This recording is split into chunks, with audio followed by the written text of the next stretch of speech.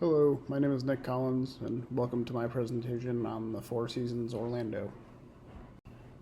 So, for the Four Seasons Orlando, there are three main competitors, in my opinion, to this hotel, and those are the Waldorf Astoria in Orlando. The Waldorf is on Disney property almost. It's in a little section called Bonnet Creek, which is it's probably about 1 mile away from Disney property, so it's not technically on the Disney property, but it's about as close as you can possibly be. Next up is the Ritz-Carlton Orlando Grand Lakes. This is a hotel is not as close to Disney. It's about 20 minutes away, but it's the Ritz-Carlton, so it's comparable to the Four Seasons. And finally, the Disney's Grand Floridian Resort and Spa.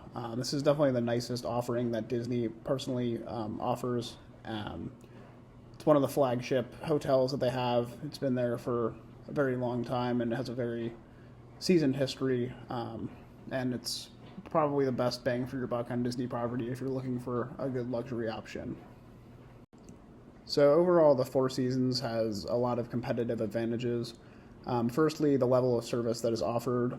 They offer one of the highest levels of service in the hotel industry, being the Four Seasons. They do have an 8,000 square foot pool area, which includes two water slides as well as a large lazy river. This lazy river is very unique when it comes to hotel offerings in Orlando, because especially on Disney property, the only other hotel that has a lazy river is the Beach Club, and it's not as long or as nice as the Four Seasons is. Next up, there is also an adults-only pool, and it has cabanas. This is another unique offering because there's no Disney properties that have an adults-only pool. They also have a Forbes 4-star spa, which includes 18 treatment rooms and multiple relaxation rooms. This is another pretty unique offering that they have, because while the Grand Floridian does have a spa, it's not nearly as nice as the Four Seasons. The dining options include Kappa, which is the main fine dining restaurant, and it's a 1 Michelin star Spanish steakhouse on the top floor, as well as Ravello, which is a modern Italian restaurant that offers character breakfasts on select days. Kappa, I've heard very good things about. I have not personally been. However, with it being a 1 Michelin star restaurant, this makes it unique compared to most hotels in the Orlando area. As well as Ravello, I've also heard very good things about. People have rave reviews about it, and it's nice that you can get the character dining option while technically not being at a Disney property. And when it comes to the disadvantages that the Four Seasons has, there's definitely a few, mostly being the price and the location. The location, not as much as the price. The location, it's located within Golden Oak, which is Disney's luxury neighborhood, has probably 50 to 100 homes, starting at around 5 million, going up to 15 million. It's a very exclusive area, which is, I think it's a good place for the Four Seasons because it kind of mirrors that exclusivity within the hotel. It is probably about 10 to 15 minutes from Magic Kingdom, which is the closest park, and about 20 minutes from everywhere else on Disney property. It's also the highest priced property in Orlando, not even just in Disney, in the entirety of Orlando. It's not as close to the parks as the Grand Floridian, and the Grand Floridian also does offer first-party Disney transportation. You can get a quicker and closer pickup drop-off options. The Four Seasons has a bus that does take you to the parks. However, these options are not as close as the first-party Disney transportation. And when it comes to the rates, based on the competition, the rates for the Four Seasons, they should be lower than what they currently are. The average nightly rate is $1,350 for the Four Seasons. The Grand Floridian is about $750. For both the Ritz and the Waldorf, they are closer to $500, and on average, the Four Seasons is almost double the price of the Grand Floridian and almost triple the price of the Waldorf and the Ritz. And I do believe that the Four Seasons should be closer to $1,000 per night in order to be more competitive with these other hotels. Basically, the Four Seasons is obviously it's a very nice hotel. It's probably the best hotel in Orlando objectively. However, being double the price of the Grand Floridian and almost triple the price of the Waldorf and the Ritz, really there's no reason for that. It's too much money. And for a lot of people, that's really not realistic for them. Based on value, the rates for the Four Seasons Orlando should be lower than what they currently are. It does have some of the finest offerings in Orlando, but however, compared to the other properties, the offerings are not worth 2 or 3 times the price. The Grand Floridian also has a Michelin star restaurant called Victoria and Albert's. This is a very fancy restaurant with a set dining menu, and it's pretty much just a Victorian themed restaurant with many different food offerings. And the Grand Floridian also has a high quality pool as well as a spa. The pool does not include a lazy river or an adults only area. However, it is still a very nice offering that they have. And based on the value and the service offered, I do believe that the price point for the Four Seasons should be closer to $1,000 as compared to $1,350, because this will make it far more competitive, being only about $250 more than the Grand Floridian and about double the price of the Waldorf and the Ritz. The high demand period for the Four Seasons Orlando in 2026 is going to be the winter time. The average price for a room in the Four Seasons is far higher in winter as compared to the other seasons. From October to January, there are many seasonal offerings provided by Walt Disney World that increase the demand for all hotels in the surrounding area. Starting in late September to end of October, they have the Halloween parties at Magic Kingdom. And these do bring in a lot of guests because the weather is starting to be nicer and it's a good time for them to celebrate Halloween early. And from November 1st to December 25th, it is just Christmas time at Disney World. They start doing parties at Magic Kingdom as well as Hollywood Studios, and they decorate everywhere. And they definitely go all out, which is definitely a contributing factor to the demand at that time. And the weather is also a large contributor to the demand because it's Florida. The weather stays pretty nice year-round, and compared to a lot of the U.S. and other parts of the world, it's a very nice time to come to Orlando in order to experience the nice weather and hit the pool and everything.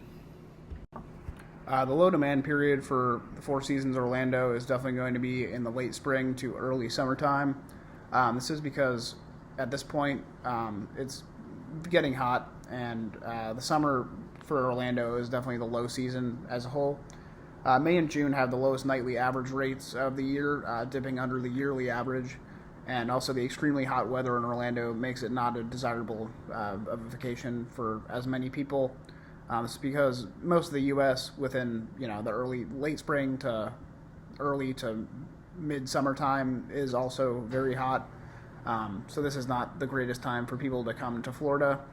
That being said, though, the kids are out of school during summertime, so there is still demand. It's just not as high as the cooler months here, based on the fact that people are going to be in the parks all day and going to get very hot. Throughout the year, the rates will definitely change a good amount. From December 31st to January 1st, these should be the highest room rates of the year, based on Christmas and as well as New Year's.